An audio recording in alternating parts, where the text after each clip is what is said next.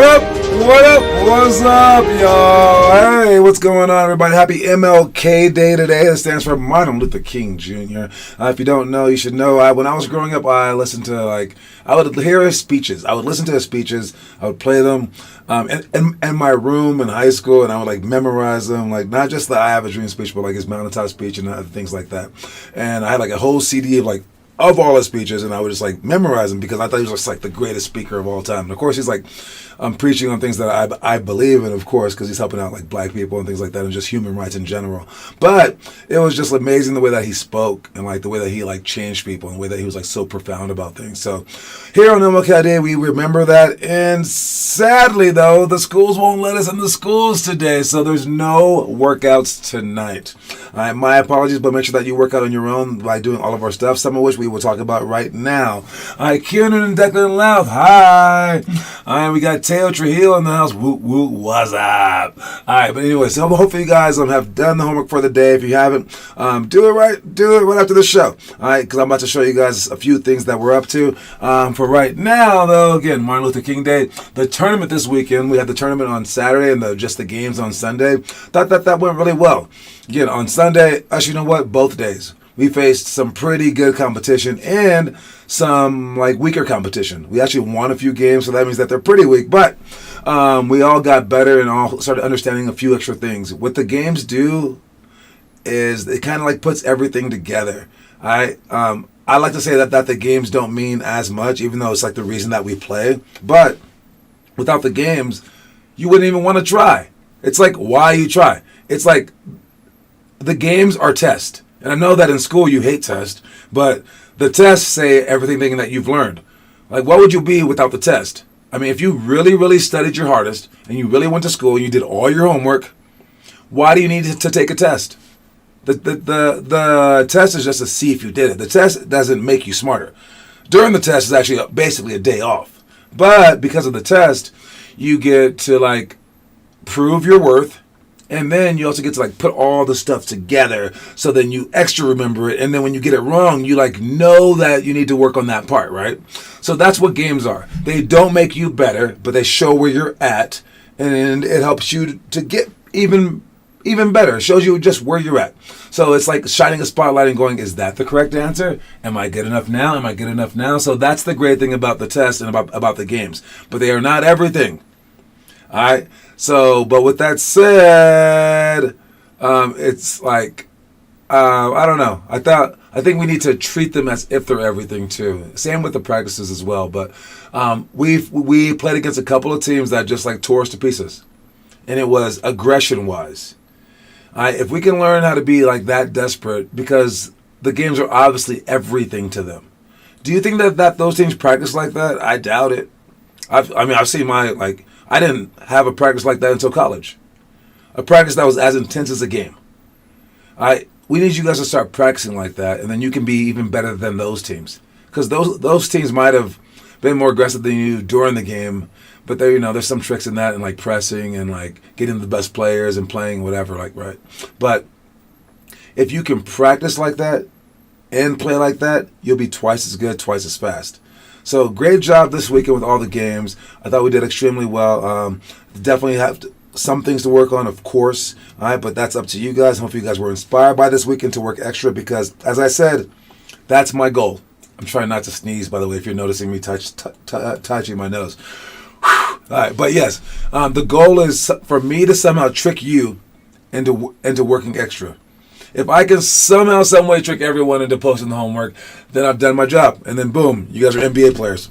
Just like that. Not just like that, but yeah, you're well on your way. But it's hard to convince kids to do stuff.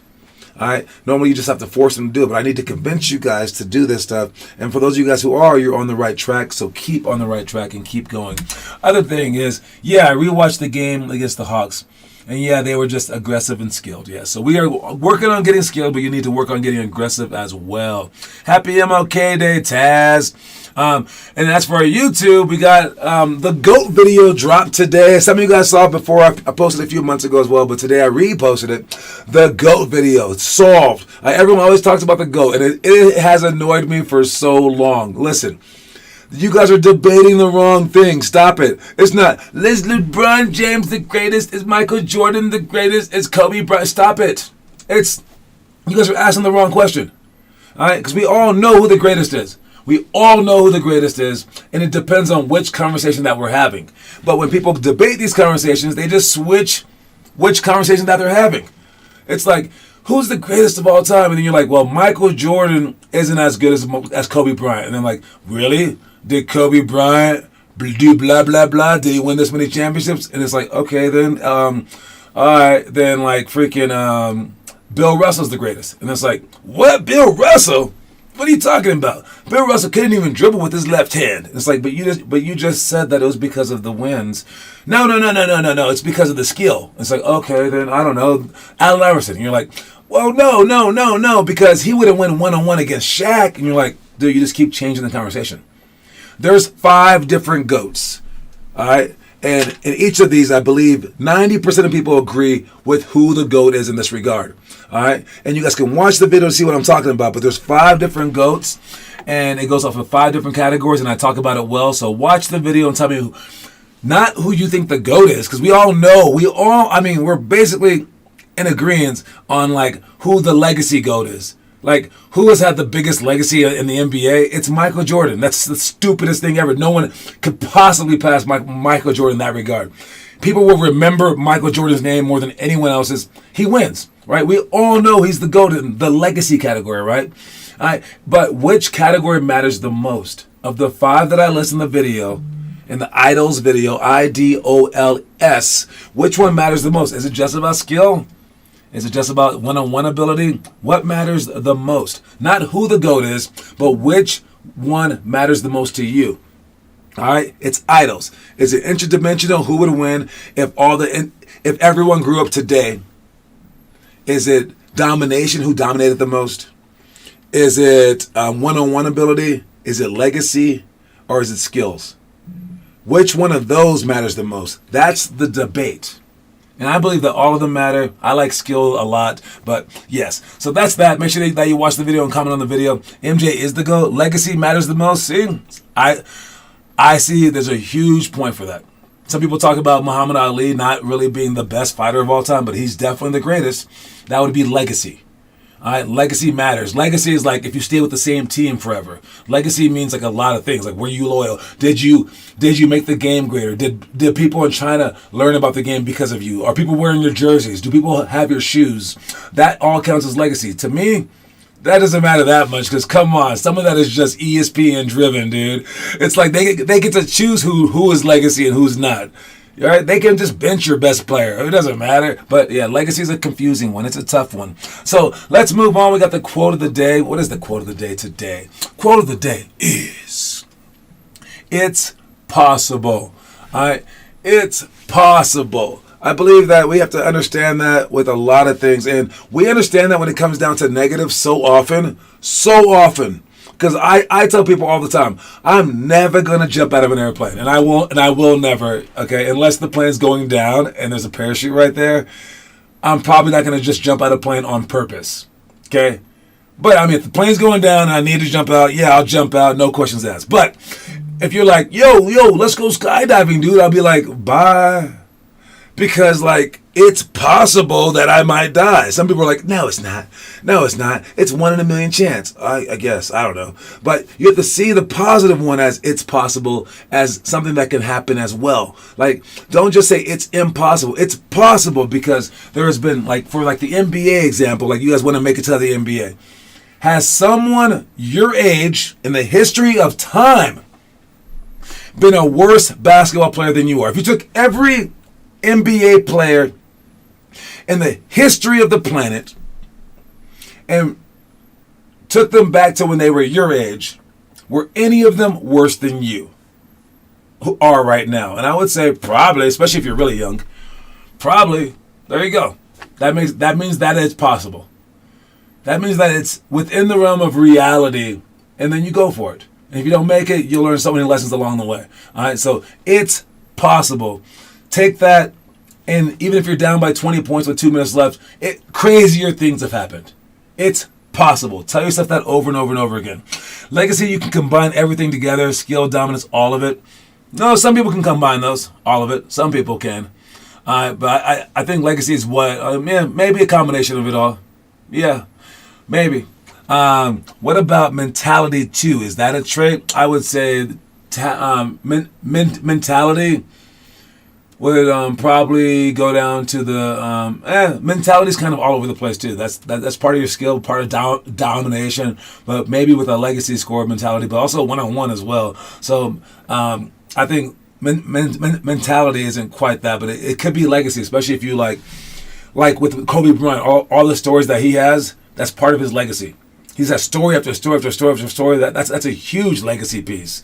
That's enormous. But basketball also gets better as time goes on. So imagine being those first basketball players who didn't have to play against anyone. And let's say that like George Mikan, he won like the first 3 championships in the NBA. He was like 6'10", but no one else was near his height. Is he better than Joakim Noah, who would have destroyed him? That's a weird legacy piece, right? I don't know. But like I said, it's possible. All right, that's the quote of the day. Moving on to our itinerary.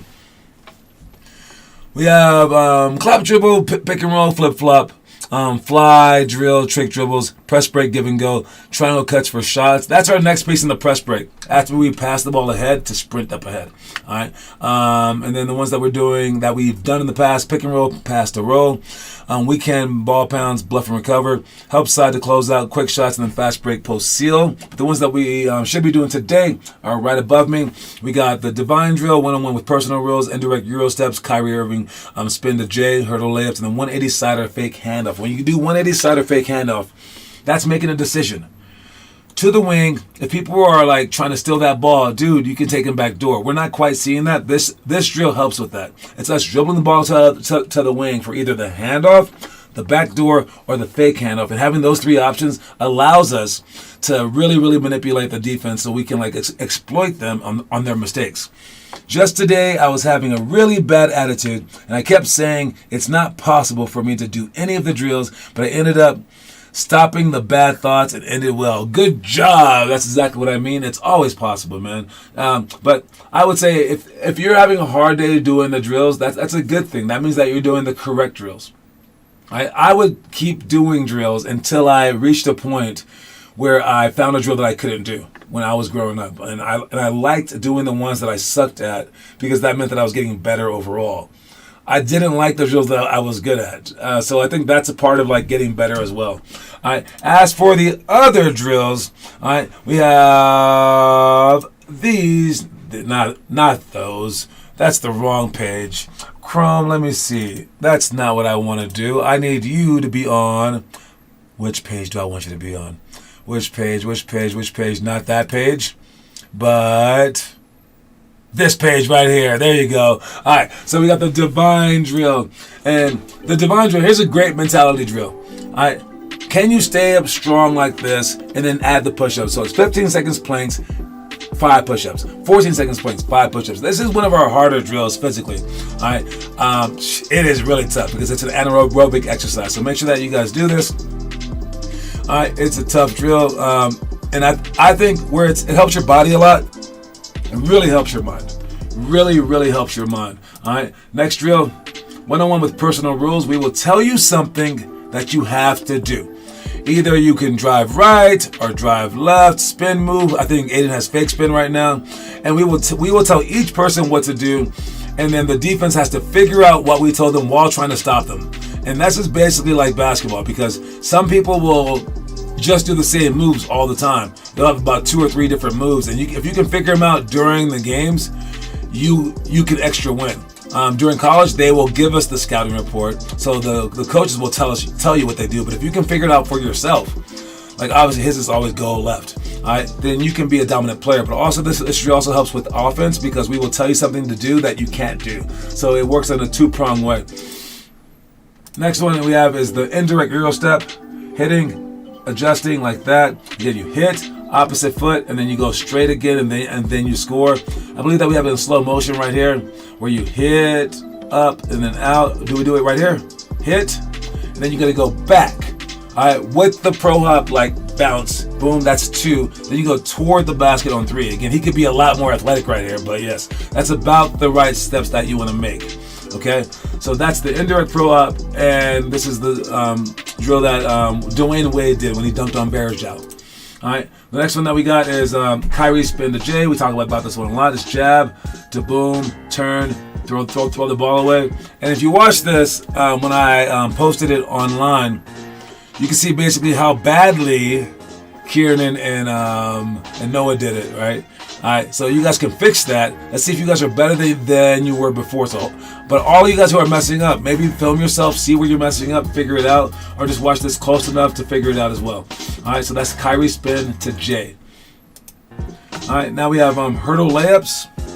All right, that's just putting 2 hurdles down, step, and then 1, 2. Those are the steps that you want to take when you guys going for layups. When we played against that Colorado Magic team or the Hawks or whoever it was with the little Stevie kid, he did that a lot. He picked the ball up, took 2 steps, and then he would even like fake it some ways. You can do a lot with the ball in your hand. So do that, and then there's no more. So let's move on to our homework.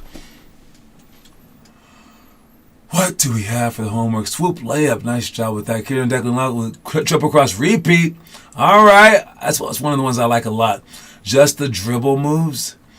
Kyrie spin to J, just the dribble part. Okay, I like it. Hey, I don't mind you not doing the shot part. I mean, the shot is a shot. I think the dribble part is the better part. You did dowel jumps. How did you do dowel jumps? How did you do dowel jumps? I gotta see that one, man. Let's check our library out. And let's see, in the library, do I have? I don't know how to navigate this. I really don't. I gotta just be honest. But there it goes right there. Limitless basketball homework. All right, let's check this out. Let's see how you were doing this. So we did some ball spins because that is the Monday. That is the January homework is ball spins. Great job with that. Triple cross repeat. Is that what we're doing up next? Do we have that coming up next? Probably. Let's see how low those dribbles were, and then indirect euro, just the ball moves. I like that. The dunks. Oh, I wanted to check out the dowel jumps. All right. So let's see what he's doing for the dowel jumps right now. Dowel jumps. Sideways? Okay. Now, if no one calls it out, it's kind of easier. But I don't mind, as long as you can jump. But part of it is mental, so you can, like, adjust.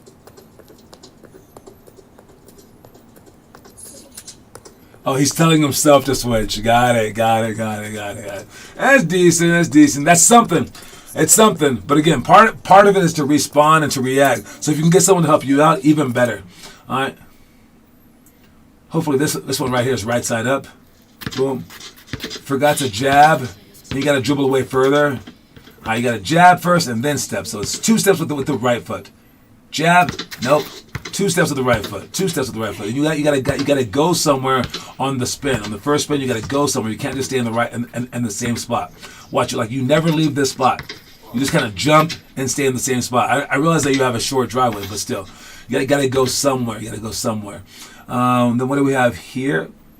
Triple cross repeat, side to side. You got to lean. All right, and you got to roll the ball hella low, especially if you're small. Side, between the leg behind the back. Side, between the leg behind the back. Decent. Let's not break anything in the house. Too high of dribbles, Declan. We gotta get Declan out of. We gotta get Declan dribbling lower. So basically during practice, can you guys please just steal the ball from Declan? Anytime he dribbles high, steal the ball from him so he understands he must dribble low. He gets too many high dribbles. He gets away with those too often. He needs to learn. All right, let's check out the story of the day.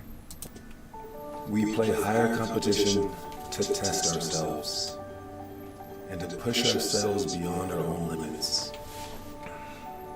When we eventually return to play against our own level, we dominate in unexpected ways that our opponents would never even attempt to replicate because of all we've endured.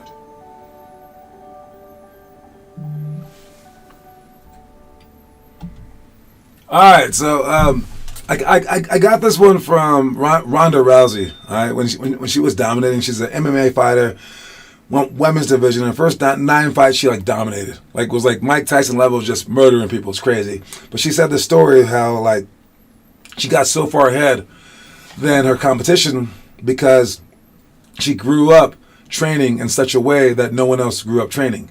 And basically, now that everyone's like 20, 30 years old, they can't catch her because she's had 20 years of like training that they can't catch up with overnight. And I like that because we are doing something like, I'm going around trying to convince other teams to join us. Some are down, some aren't. But I would say the funniest part about me, like trying to talk them into it, them saying no. The funniest part about it is 90% agree with me. They say you're doing the right thing. We don't want to do it. And that's just weird to me. That's just very strange. At least like lie to yourself and be like, no, our way might work, right? They just go, no, what you're saying is right. But it's really hard to convince the parents.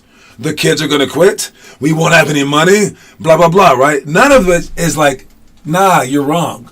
The way that we're doing it will make them NBA guys. None of them are saying that. They're saying, if I can get people to do it, it's the right way, but you can't get people to do it. And then they don't want to join. All right? With that said, if you guys can do this, you're doing something that no one else is willing to do. Willing to even try to do it. All right? It's like racing in a race that no one else even wants to show up to. It's like, who's going to get the furthest in this marathon? You're thinking 26-mile marathon? I can't run a 26-mile marathon. And then you go out there and you're like, okay, I guess I'll try. There's no way I'm going to win this marathon. And then you get out there, you get on the line, and you look to your left, look to your right, and you're like, wait, no one's here. Wait, I'm not racing against anyone? Nope. And it's like, yeah, I think I'm going to win this race. Does that make a marathon any easier? No. I mean, but you're not racing against anyone, so it's like amazing because you're gonna win as long as you just finish this race. So that's what I'm presenting you guys.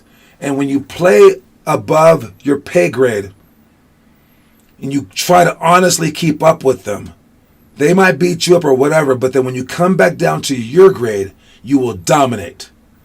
I've seen it time and time and time again, and that's what we're trying to replicate. So let's do that, and let's continue to do it, and don't forget the lessons that we're learning, okay? That iPad is not really good. I also juked myself out when I did Dow Jones. So you tricked yourself. I like it. I like it a lot. All right. Anyways, let's get down to our movie, to the brass taxes of the day. I mean, because we have a good one on hand right here. It's Balls of Fury. All right. This is the 7th grade movie of the week. If you notice, if you happen to be a 7th grader, all the silly movies are in the 7th grade era because they're usually like not rated low enough for the young kids, but they're not rated like too high because they're trying to get some young people to watch them. This is one of those silly movies, okay? Yes, and it even has like a few bad words in it, and thank you for not mentioning those bad words, Noah, but he did title it with an asterisk in place of the bad word. You don't need to do that either. But no, so this is a movie about ping pong, believe it or not. Again, we watch sports movies to be motivated, to be inspired. But also, hey, if it's funny as well, I mean, all of this stuff can have an impact on our lives. Okay? I've watched, I know you not only watched it, but you did a movie report on it as well. I saw that. I saw you were killing with the movie reports. Fantastic. So if you watch any of the movies for the month, make sure that you do a movie report on it, okay? But for Balls of Fury, it was some kid. His dad was gambling on the Olympics of ping pong, and like the guy got hurt, and then he owed some money, and then like the mafia people kill him and all this stuff. And then his kid grows up, and the FBI wants to like use him as undercover, but then the tournament was like, if you lose, then you get killed on the spot. So it's like sudden death, and it was like, what? But the entire time it's just a whole bunch of silliness, and it's fun. I'm going to go ahead and give it 39 stars out of 50. 39 stars out of 50 is Balls of Fury. I don't know if I would recommend it, but I would say if you're looking for a fun movie, this is a fun one to watch, okay? All right, anyways, Balls of Fury, 7th graders, watch the movie, get into all this stuff, and let's go. We got our trivia question coming up here now. Trivia question for the day. I know who it's about, but I don't know the trivia question. I haven't looked it up yet. I do know who it's about. All right, so here's who I got. Oh, yeah. All right, so here we go. Let me see. All right. There was this guy named Leon Saunders. Not Sanders like my name, but Saunders. Leon Saunders. And his nickname was the Professor. But he's not known. No one knows this guy, Leon Saunders, whose name was the Professor. But everybody knows the nickname he gave one of his best friends. Who was the best friend of Leon the Professor Sanders? That's Saunders. That's the trivia question for today. Who was Leon Saunders' best friend? Which is a really, really weird question, but do it anyways. Figure it out. Good luck, you guys. What is it? Who we got here? Leon Saunders, the Professor. He gave the nickname to one of his best friends. And this nickname is one of the best nicknames in the history of basketball. All right. Who was the best friend? Best friend, one of the best players of all time. Like up there with like the greatest of greats. The upper echelon of greats was one of his best friends, Leon Saunders. That's about right there, and that's the answer. Nice job. Oh, who got it first? Taz barely got it first. That's the answer. The answer is Dr. J. Dr. J's best friend gave him the nickname. His nickname, Dr. J, was given to him by his high school friend named Leon Saunders. Irving referred to Saunders as the Professor, and Saunders started calling Irving the Doctor. And Irving's April 2018 podcast, House Call with Dr. J, Saunders recalled Irving telling him, "You act like you know it all, like you some kind of professor," to which Saunders replied, "Well, what does that make you, a doctor?" So just a random conversation got Dr. J his nickname. Very random, right? But yeah, let's finish up. Dr. J, you spelled that wrong. I know that you spelled that wrong, but it's okay. I would have counted it anyways, but you missed it by a little bit. So our man, Noah Taz Masseth, got it correct. So congratulations, Noah. You now have an extra point. That makes it 4-2-1. And to finish up with, we got the schedule of games. We got the schedule of games for MLK Day. And this just, we care about who wins and like it's fun. They like to do things on holidays because people take the day off, right? But I would say for this one especially, starting maybe 2015 or so, they really started delving into it because the large majority of the league is black. And I believe that basketball and other sports, what they're starting to realize is their social impact. I know back in the civil rights days, they realized their power as well. But if you go back even further to when they first started the Olympics in 1896 or whatever, since then, war has died down so much because people get to get that aggression out. You get to have positive patriotism because of sports. And sports has even calmed down some great dictators. You get Putin, as crazy as he is, he doesn't want to mess up the Olympics for his country. He's like, "I'll kill you. I'll do this. I'll do this." And they're like, "Well, we won't let you compete in the Olympics." He goes, whoa. Okay. How about I just do half of that? And it's crazy. Even Hitler cared about the Olympics. And it's just the competitive spirit in man. And when you get to war, that's the competitive spirit taken too far in the negative direction. But when you have sports, it allows for human interaction. You get to learn who people are in deeper ways. So when you're a Brooklyn Dodger fan back in the day and you hate black people, all of a sudden Jackie Robinson is on your team and you're like, "I don't hate black people that much. I'll cheer for this dude," right? And it puts the people on your family and it makes the world a better place.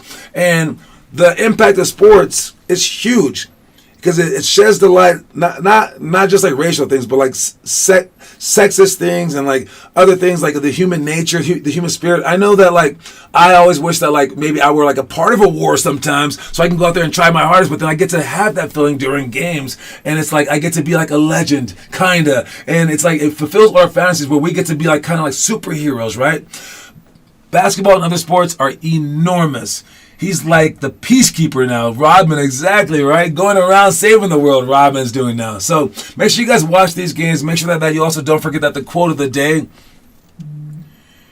is, "It's possible." All right, no matter what you're going through, what's happening, it's possible. You keep that little nugget in your mind and you inceptualize this like the movie Inception. All right, and you just make it that seed bigger and bigger and bigger, and it can grow into something amazing. All right, don't forget, it's possible. It's possible. It's possible. All right, great job, you guys. No practice again tonight. Sorry about that, but we will be right back tomorrow and every day after that. All right, I'll see y'all soon. Great job this weekend again. I'll talk to y'all later. Yo, Reese's and pieces, y'all.